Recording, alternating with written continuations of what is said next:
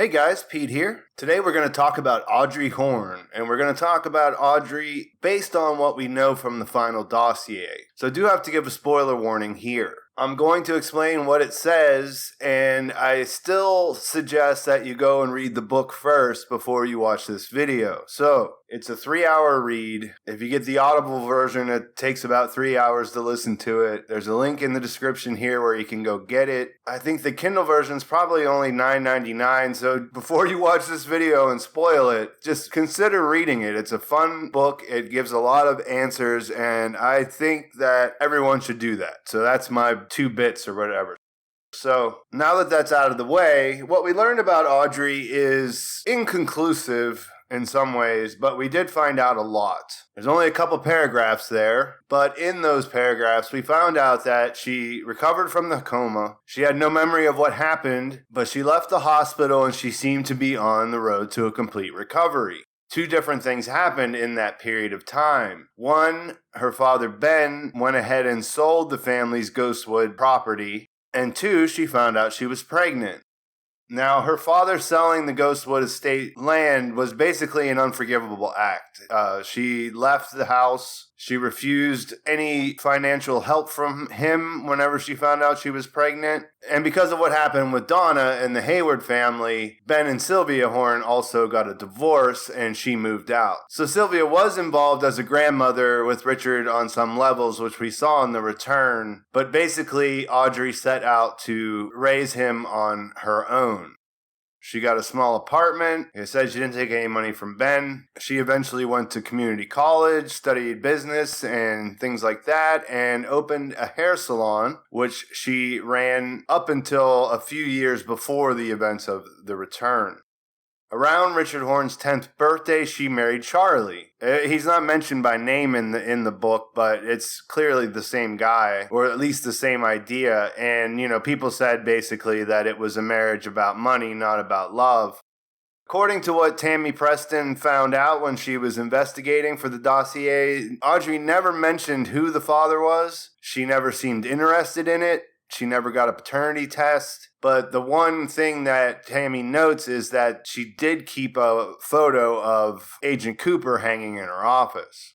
After her marriage to the accountant, there were plenty of rumors of heavy drinking, infidelity, all on Audrey's part. They eventually went to a marriage counselor and she saw a psychiatrist. Now, there isn't really much in the way of details about young Richard at all. Most of what we know about him comes directly from season 3. She did never let Ben meet Richard, though. Richard never was Ben was never a part of Richard's life.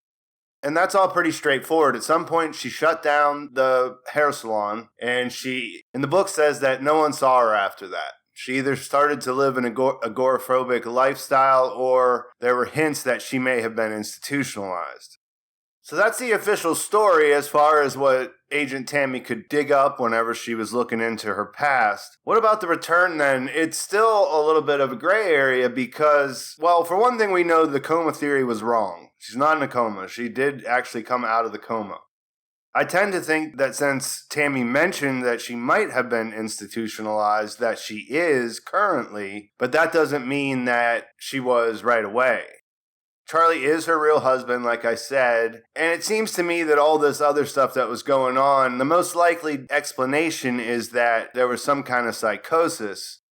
Now, the Charlie stuff that we saw in The Return, was that in her mind while she was institutionalized? Or is that, she's remembering being married, being stuck in the house before she got into the hospital? I mean, we really can't tell that for sure. But we can deduce that the evil Coop rape theory is pretty much on. It was real. It happened. If Agent Cooper was the father, then that's really the only way that could have went down. And considering Richard and the way his disposition was, it makes a lot of sense.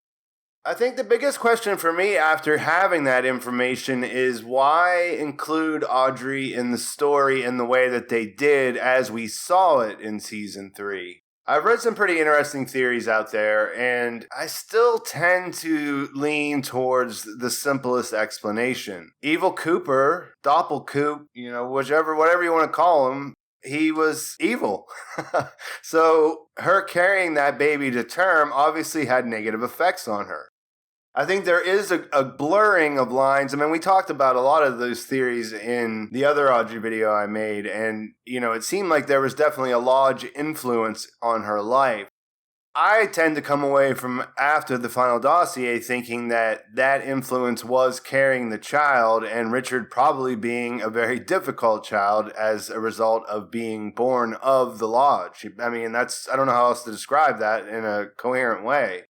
There's other theories that are more complicated, but I just don't think that it's really, from a storytelling perspective, I don't think that it's much else of, we had all these high expectations of Audrey coming back. She was one of the charismatic characters. She was in a cast of a lot of good-looking people. She was one of the hottest, and, she was a big part of the original run. So I feel like to me, the part I take away is, here's this girl. She was beautiful. She had a upper class upbringing, although we saw very clearly in the first season into the second that she had daddy issues and that she never got, she was always doing these little things to try to get Ben's attention, and things just didn't work out for her. By chance, something very traumatic happened. She had a child that was conceived while she was in a coma through the process of a lodge spirit raping her. I mean, the only other thing, she found out that she was pregnant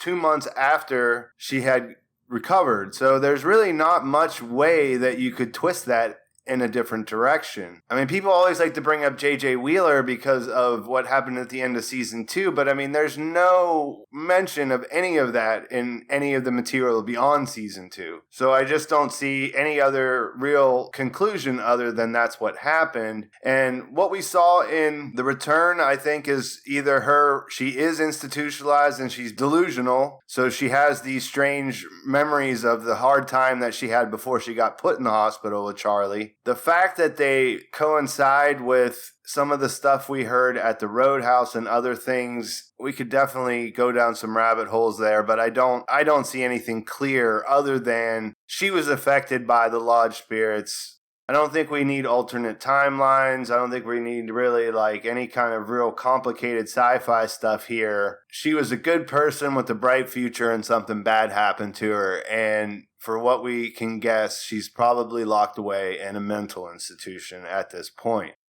Her son turned out to be a real piece of work, terrorized his grandmother, terrorized his mother, probably in the same way that we didn't see, and then he was sent to his demise by his own father, Evil Coop.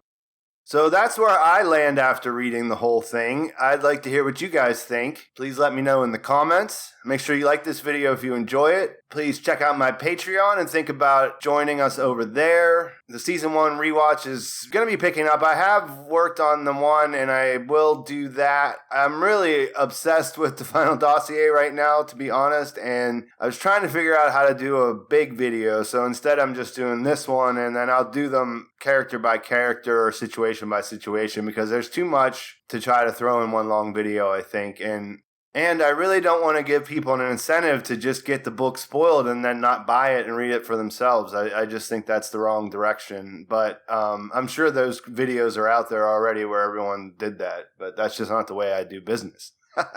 So anyways, subscribe to my channel if you haven't already. Make sure you hit the bell so you have your notifications on. That's it for now. Thanks for watching, guys. I'll talk to you soon.